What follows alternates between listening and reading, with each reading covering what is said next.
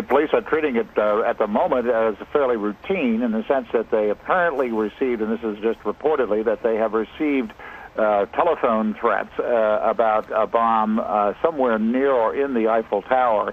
So they've evacuated the Eiffel Tower and the area around, the Champ de Mars around there, and keeping people back from that area while they check it out with dog squads to see if there's any truth to the threat.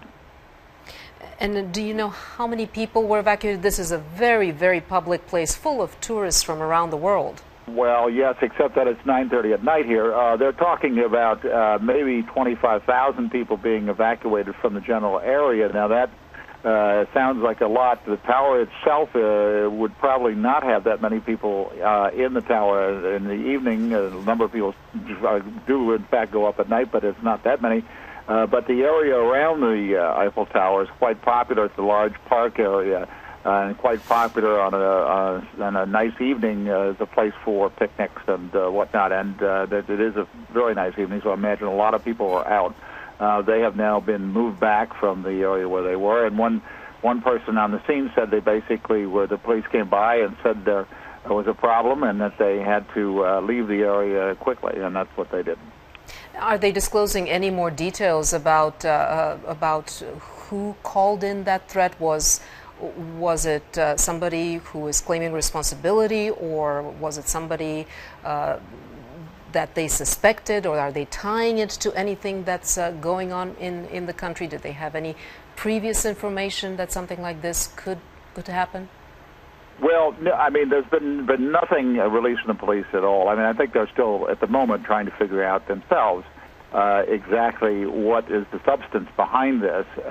They clearly had some feeling that they should at least take these precautions, which would be fairly extraordinary. I'm sure that there are a number of bomb threats every day to the police here for various reasons, and they don't take these kind of precautions. So I would say that they must have reason to think that there was some substance behind this. On the other hand, they've released absolutely no information that would indicate to anyone, and they frankly are not in a position to know themselves at this point until they've done a more thorough job of searching the area and trying to find out whether or not there's anything there that is substantial, is in fact credible after this bomb threat. So I think we'll just have to wait and see what it turns up on this and how real this really is.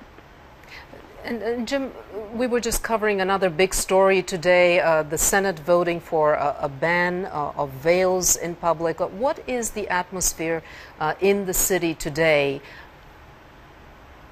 Well, I wouldn't say there was any atmosphere that would be suggestive of this kind of a threat. There's certainly no feeling that there's any connection between what they were talking about in the Senate today and what's going on this evening. There's been a number of very controversial things happen in the last few days here, including the deportation of the Romas in France, and including Mr. Sarkozy's various problems as far as the political scandals are concerned. So there's a number of hot issues around, but none of them would have any relationship to this, I don't think, that we know of. Certainly there's been no threats that we know of.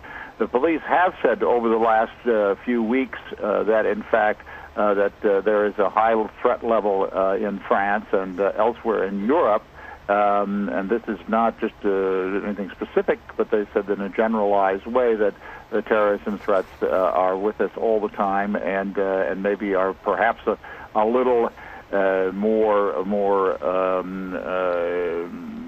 maybe people should be a little bit more cautious now than previously. But having said that, the city and the country has been on the next to highest level of alert for several years now, and they've taken away all the garbage cans and replaced them with plastic sacks, and you see police patrols and all this. But this has been going on for at least the last 3 or 4 years. So it's a level of alert that people have learned to live with, and I don't think there's anything different today from what we've seen in previous days.